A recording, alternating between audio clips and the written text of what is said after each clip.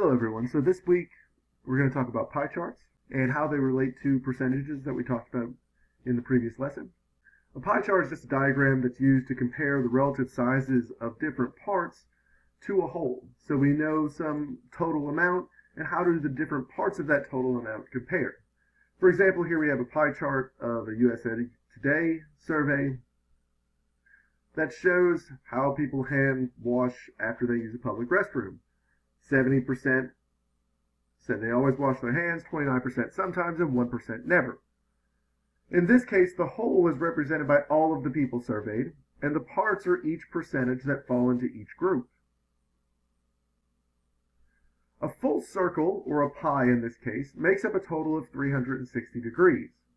To determine the size of each pie piece, if we're trying to make a pie chart, to determine each size of each pie piece in degrees, we simply multiply the percentage times 360. So we know that if we have 72% of 360 degrees, 72% as a decimal is 0.72. When we multiply by 360 degrees, we're left with 259.2 degrees. So let's try a few of these. You may want to use your calculator here. 70% of 360 degrees, well that's 0.70 times 360 degrees, which is equal to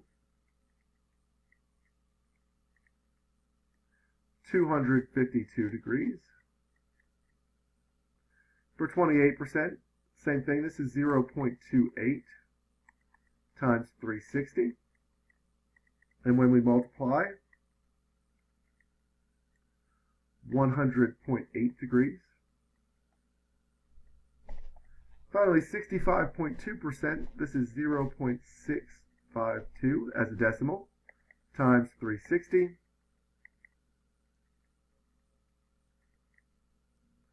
We get 234.72 degrees.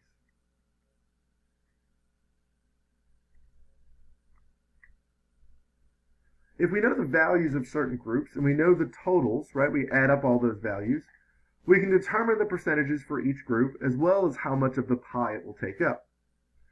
For example, in the NFL, there are 26 teams that are named after cities, 6 teams that are named after other states or regions. So what percentage is named after cities? Well, to determine that, we need the total number. The total number here, 26 plus 6 is equal to 32. So as a fraction, we know that the percentage is going to be 26 out of 32. If we divide this, we can convert that to a decimal, 0.8125. And then converting the decimal to a percent, we just move two decimal places to the right, and we get 81.25%.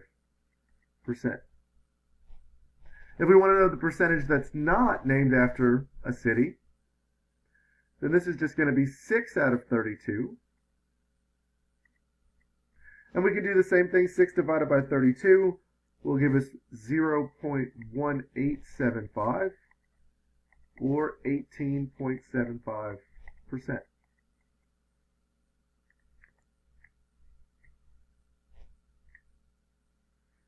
In 2015, there were 54 Republican senators, 44 Democrats, and 2 who were independents. We want to find the percentage for each of these categories, and then we want to determine the number of degrees that would cover in a pie chart. The total number of senators, 54 plus 44 plus 2, is equal to 100. And so the percentage for each category, 54 out of 100, well, this is just 0.54. Or 54%. 44 out of 100, 0.44, or 44%. And 2 out of 100, 0.02, or 2%. To find the degrees they would each cover in a pie chart, where you can just take the decimals and multiply times 360. So this would cover 0.54 times 360 degrees, or 194.4 degrees. This would cover 158.4 degrees. Right, this would be 0.44 times 360.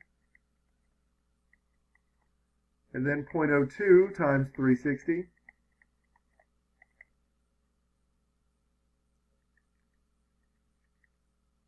7.2 degrees.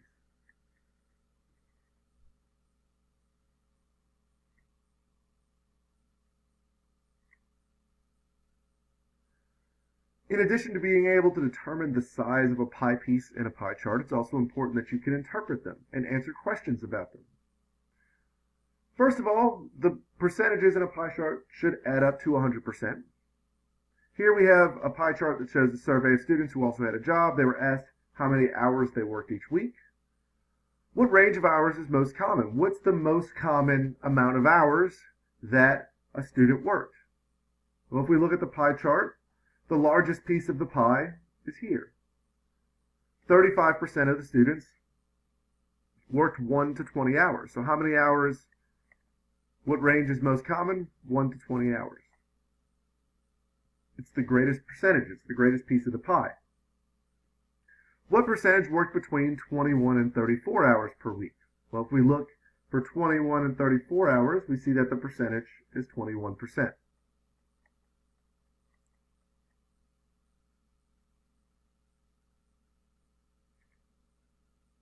Here we have a pie chart of grades in a particular course. We want to know what's the most common grade in the class. Well, here we can see this is obviously the largest piece of the pie. And if we look down at our legend, this represents a grade of C. So the most common grade in the class was a C. What percentage of the class made a C or above? Well, C is 43%, B is 25%, and A is 11%. If we add those three up, 43%, 25%, and 11%, the total, or the percentage of the class that made a C or above, is 79%. To determine what percentage of the class failed, we need to find which one corresponds to F. And we see that 7% of the class failed.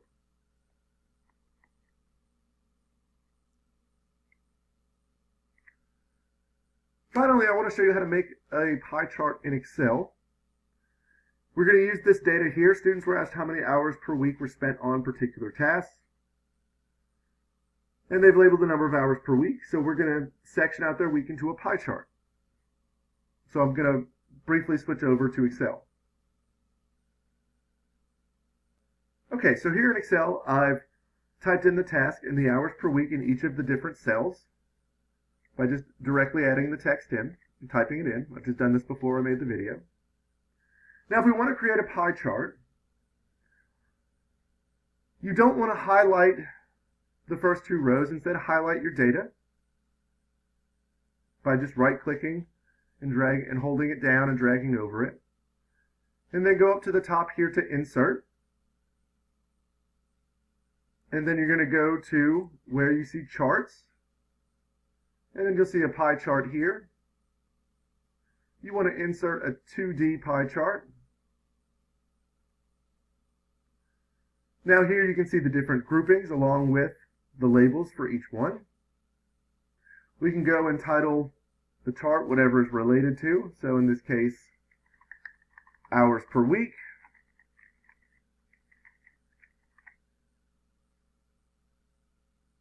And then we can also go into our Excel functions here by going to the plus sign. We can click on Data Labels, which will label the value that falls in each category. Or we can also click on this arrow, go to More Options. And rather than value, we can turn those data labels into percentages. We can add the category names with them. And we can add the values as well. Please email if you have any questions.